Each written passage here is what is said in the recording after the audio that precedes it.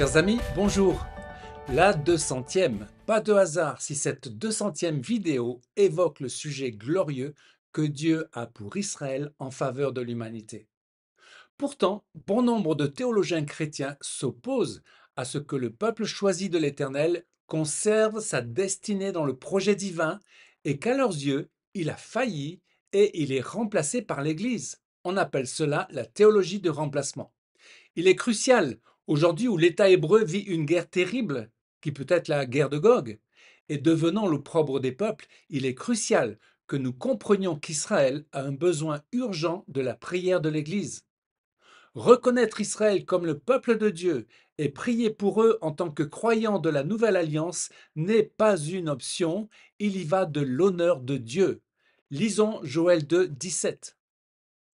Qu'entre le portique et l'autel pleurent les sacrificateurs, serviteurs de l'Éternel, et qu'ils disent: Éternel, épargne ton peuple, ne livre pas ton héritage à l'opprobre, aux railleries des nations.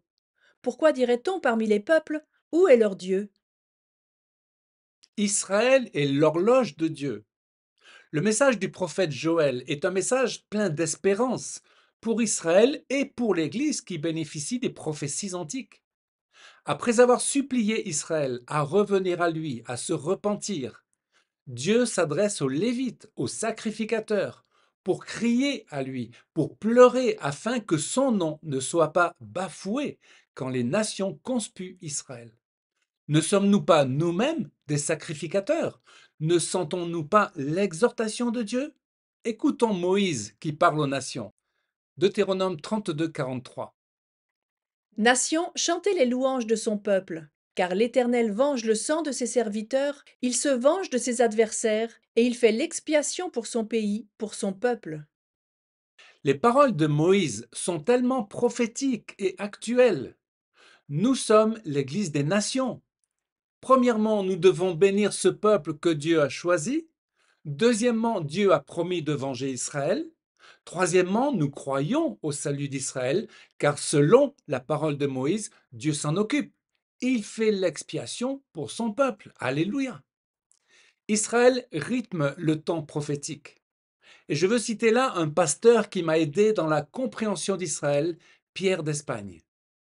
Israël, c'est toute la Bible, pas seulement l'Ancien Testament, mais aussi le Nouveau Testament. La Bible est une seule et même révélation. C'est le même esprit qui court au travers de toute cette révélation. Dieu accomplit ses desseins dans le temps par le moyen de ce peuple qu'il s'est choisi, qu'il a mis à part. Nous sommes au bénéfice de ce peuple, Israël. Israël est l'horloge prophétique. Israël marque les heures à ce cadran. Il est lui-même l'aiguille de ce cadran qui marque les heures solennelles de notre génération. Parlons de la terre d'Israël. Les partisans de la théologie de remplacement disent généralement que les évangiles ne présentent pas Jésus préoccupé par la question de l'indépendance politique de son pays, mais plutôt par la justice du royaume de Dieu. Et la terre désigne alors le monde attendu, un ciel nouveau et une terre nouvelle. Donc selon eux, la terre donnée en héritage à Israël n'a aucun sens. Et pourtant, combien les promesses de la terre données aux patriarches sont nombreuses et précises. Écoutons également la prière de Moïse, Deutéronome 32, 13.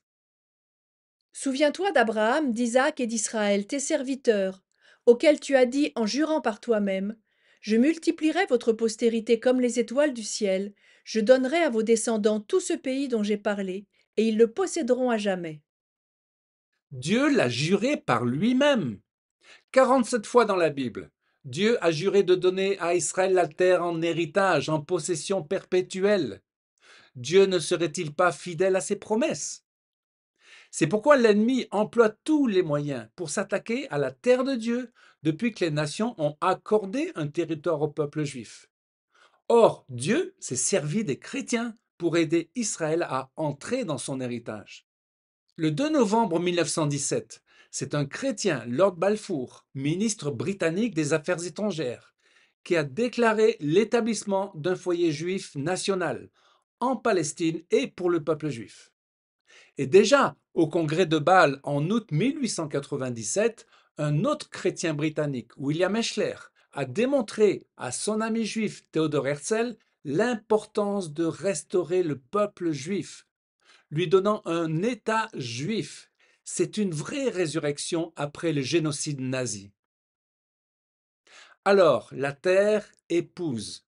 Il est intéressant de voir que littéralement, selon Deutéronome 32-43, cité plus haut, Dieu fera l'expiation pour la terre et le peuple. La terre en Israël, qui premièrement appartient à Dieu, a une fonction qui dépasse le rôle normal d'une terre. Elle est l'écrin du peuple choisi, elle est le plaisir de l'Éternel, elle est le réceptacle du Messie qui vient. Lisons Ésaïe 62, 4. On ne te nommera plus délaissé, on ne nommera plus ta terre désolation, mais on t'appellera mon plaisir en elle, et l'on appellera ta terre épouse, car l'Éternel met son plaisir en toi, et ta terre aura un époux. Le royaume sur terre. Les partisans de la théologie de remplacement occultent l'idée d'un royaume sur terre en Israël. Ils passent directement au jugement dernier, comme le dit le Credo. Ce problème vient des pères de l'Église, comme saint Augustin au IVe siècle, qui a jugé bon de lire la Bible selon une interprétation allégorique. Ainsi, tout ce qui concerne Israël désigne l'Église, qui prend alors toutes les promesses pour elle, sans les malédictions, en les spiritualisant. Les croyants de la Réforme ont suivi, hélas, le même chemin d'interprétation allégorique. Selon eux, Israël a échoué en rejetant la messianité de Jésus et Dieu a choisi l'Église pour devenir le vrai ou le virus Israël. Cette théologie n'a rien à faire des promesses bibliques innombrables en faveur d'Israël, sans compter les paroles de Jean dans le livre de la Révélation, qui mentionne 6 fois le règne de 1000 ans. La Bible enseigne clairement le règne du Messie sur terre, le retour du royaume davidique sur terre. Le Nouveau Testament le confirme, Jésus est celui qui en sera le roi selon l'annonce de Gabriel. Luc 1, 32.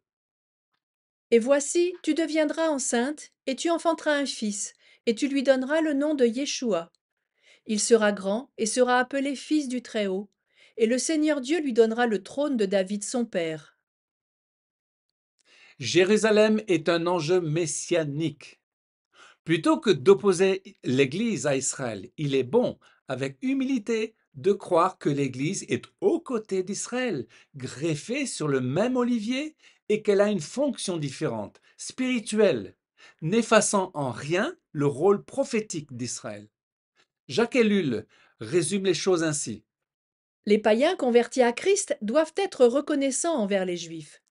Dans la mesure où l'Église est bien chargée pour le monde de la même promesse, elle n'est pas la remplaçante du peuple juif, mais son héritière.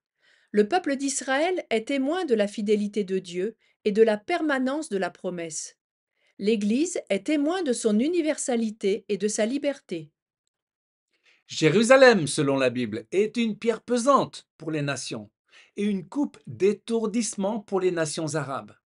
C'est un combat spirituel incroyable qui se déroule dans le ciel. Chers amis, alors non, l'Église n'a pas remplacé Israël. Le Seigneur de gloire vient établir son royaume à Jérusalem. Voilà l'enjeu, il est messianique. Voilà pourquoi Israël, la terre et Jérusalem sont précieux pour Dieu. En tant que chrétien et serviteur de l'Éternel, il est primordial de participer à ce combat dans la prière et l'intercession. Amen. Chers amis, à une prochaine fois pour une nouvelle vidéo en direct de Jérusalem.